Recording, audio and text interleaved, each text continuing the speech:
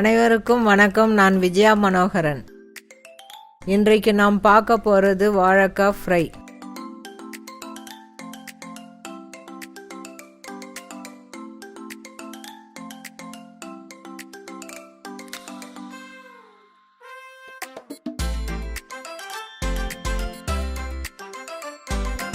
ஒரு கடாயில் 50 ml எண்ணெய் விடுங்க.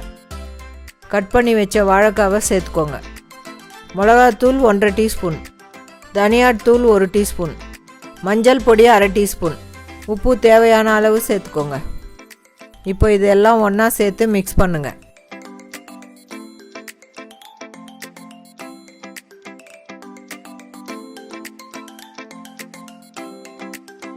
இந்த 2 வாழைக்காய்க்கு 100 ml தண்ணி சேர்த்துக்கோங்க.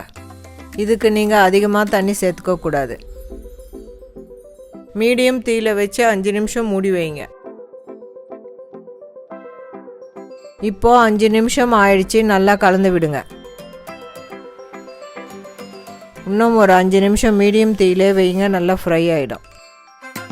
இது ரொம்ப ஈஸிங்க. நீங்கள் ஒரு 10 நிமிஷத்தில் இது பண்ணி முடிச்சிடலாம். இப்போ வாழைக்காய் நல்லா ஃப்ரை ஆகிடுச்சு.